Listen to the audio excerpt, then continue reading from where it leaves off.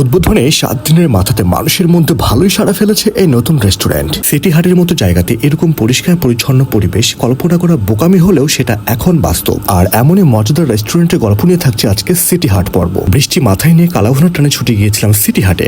আমি এখন এই মুহূর্তে আছি আমাদের রাজশাহীর সবচেয়ে জনপ্রিয় হাট সিটি হাট।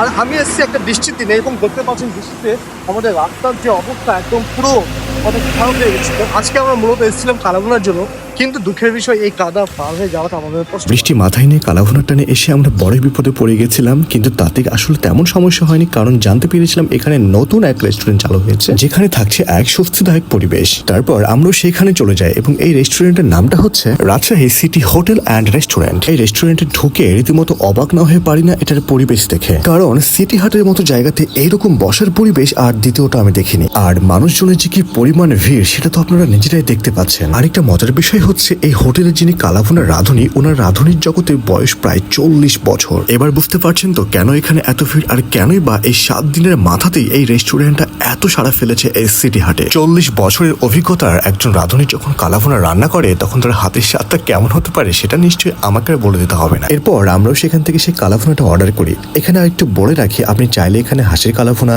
অথবা যদি সবজি আইটেম চান তো সেই ক্ষেত্রে আপনার জন্য সবজি বা ডাউল আপনি পেতে পারেন। আমিও এখান থেকে 2 রকমের কালাভুনা নিয়েছিলাম, সাথে সবজি এবং ডালটাও ট্রাই করেছিলাম। যেহেতু কালাভুনার টানে এখানে এত ভিড়, তাই প্রথমেই আমি সেই কালাভুনাটা ট্রাই করি। মাংসগুলো এত সুন্দর সিদ্ধ হয়েছিল যে হাতে নিতেই হালকা চাপিয়ে এটা একদম স্মুথলি ভেঙে যাচ্ছিল। এটার খাবার যে অভিজ্ঞতা সেটা আসলে আমি আপনাদেরকে বলে বোঝাতে পারবো না। এতটা মজার আর এতটা স্বাদের হয়েছিল যে আপনি এটা একবার খেলে আপনাকে এটার টানে বারবার আসতে হবে। তবে যারা মাছ খেতে পছন্দ করেন তাদের জন্য আছে সুখবর, কারণ আপনি চাইলে এখান থেকে মাছও নিতে পারেন। কারণ এখানকার মালিক পক্ষের একজনের সাথে আমার কথা হয়, যিনি অসম্ভব রকম ভালো মানুষ। ওনার সাথে কথা বলে এটা শুরু থেকে এই পর্যন্ত অবস্থাটা আমরা জানতে পারি। আজ 6 দিন হলো।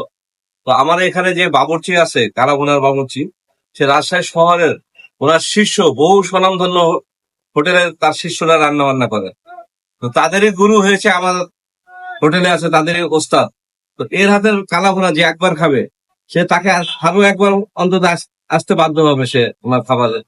তাহলে বুঝতেই পারছেন অভিজ্ঞতার কতটা দাম। তাহলে আপনারা যারা এখান থেকে খাওয়া দাওয়া করবেন এবং আপনাদের অভিজ্ঞতাটা কেমন হয় সেটা অবশ্যই আমাকে কমেন্টে জানাবেন।